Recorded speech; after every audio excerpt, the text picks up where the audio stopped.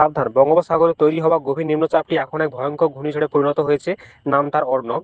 আবহাওয়া দপ্তরের সর্বশেষ স্যাটেলাইট ইমেজ অনুযায়ী এই মুহূর্তে একটি প্রচণ্ড শক্তি নিয়ে দুই বাংলার উপকূলের দিকে ধেয়ে আসছে। আজ কি তবে লণ্ডভণ্ড হয়ে যাবে উপকূলীয় জেলাগুলি?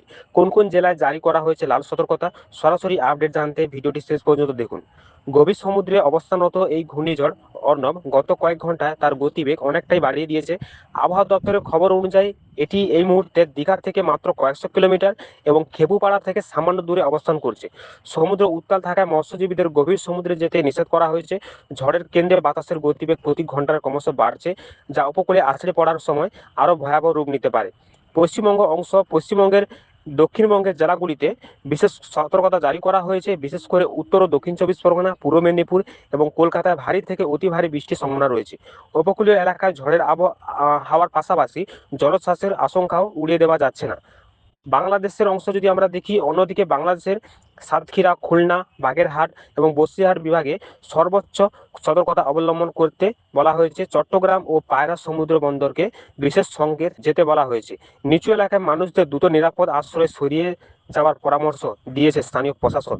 সবচেয়ে বড় প্রশ্ন হলো ঘূর্ণিঝড় অর্ণব ঠিক কখন আছড়ে পড়বে? আবহাওয়া মডেলগুলোর পূর্বাভাস অনুযায়ী আজ রাত অথবা আগামীকাল ভোরের মধ্যে এটি ল্যান্ডফর্ম করতে পারে। ল্যান্ডফর্মের সময় বাতাসের গতিবেগ 100 থেকে 120 কিলোমিটার বা তার বেশি হওয়ার সম্ভাবনা রয়েছে। বিপর্যয় মোকাবেলা বাহিনী ইতিমধ্যেই মোতায়েন করা হয়েছে।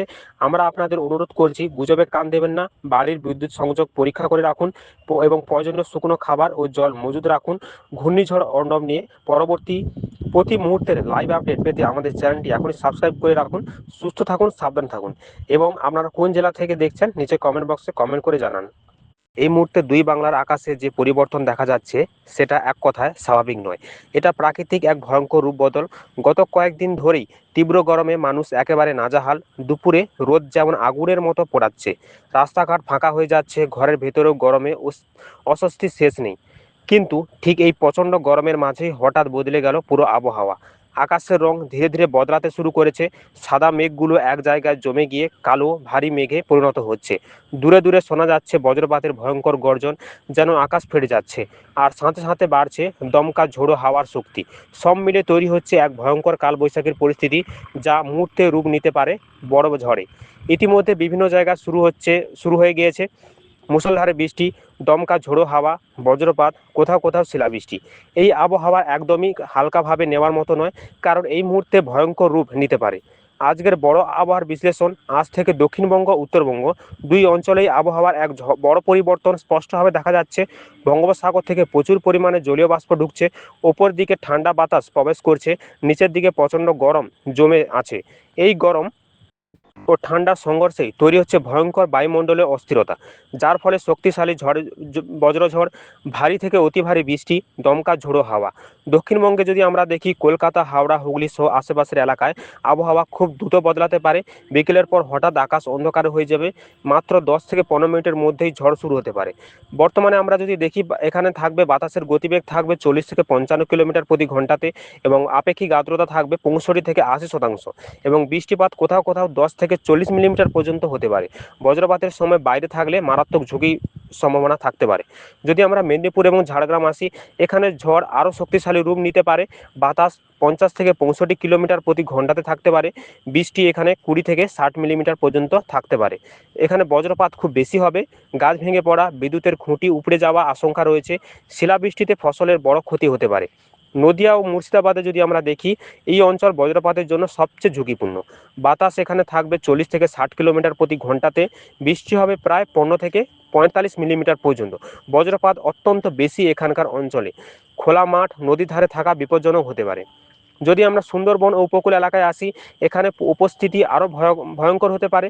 বাতাসের গতিবেগ থাকবে 60 থেকে 70 কিলোমিটার প্রতি ঘন্টাতে এবং বাতাসের আপেক্ষিক আর্দ্রতা থাকবে 80 থেকে 95% এবং বৃষ্টিপাত থাকবে 30 থেকে 70 মিলিমিটার পর্যন্ত। নদীর জলস্তর বৃদ্ধি হওয়ার সম্ভাবনা রয়েছে।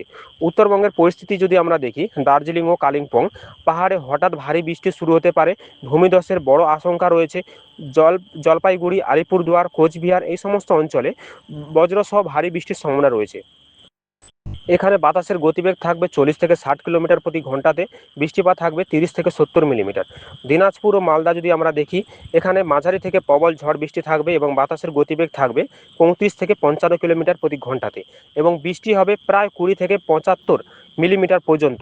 সবচেয়ে বড় সতর্কতা যে দমকা হাওয়া 40 থেকে 70 কিলোমিটার প্রতি ঘন্টাতে থাকবে, ভয়ঙ্কর বজ্রপাত হবে, বিদ্যুৎ চলে যেতে পারে, রাস্তা জলমগ্ন হতে পারে। আগামী 4 থেকে 5 দিন এই পরিস্থিতি সক্রিয়ভাবে থাকবে। সবচেয়ে ঝুঁকিপূর্ণ সময় বিকেল 3টে থেকে রাত 10টা পর্যন্ত। প্রতিদিনের বিকেলের পর আকাশ কালো, হাওয়া বাড়বে, বজ্রপাত শুরু, তারপর বৃষ্টি। কেন হচ্ছে এই ভয়ঙ্কর পরিবর্তন? কারণ হচ্ছে অতিরিক্ত গরমে প্রচুর তাপ জমে গেছে, বঙ্গোপসাগর থেকে আর্দ্র বাতাস প্রবেশ করছে, উপরে ঠান্ডা বাতাস নিচে গরমের সাথে সংঘর্ষ করছে। এই সংঘর্ষে তৈরি হচ্ছে বিশাল কিউমুলোনিম্বাস মেঘ, আর সেখান থেকেই জন্ম নিচ্ছে কালবৈশাখী ঝড়। বিশেষ করে যে সমস্ত নিরাপত্তাগুলি মেনে চলতে হবে, সেগুলি হলো: গাছের নিচে দাঁড়াবেন না, খোলা মাঠে এড়ে চলুন, বজ্রপাতের সময় মোবাইল ব্যবহার না, দ্রুত নিরাপদ জায়গায় আশ্রয় নিন।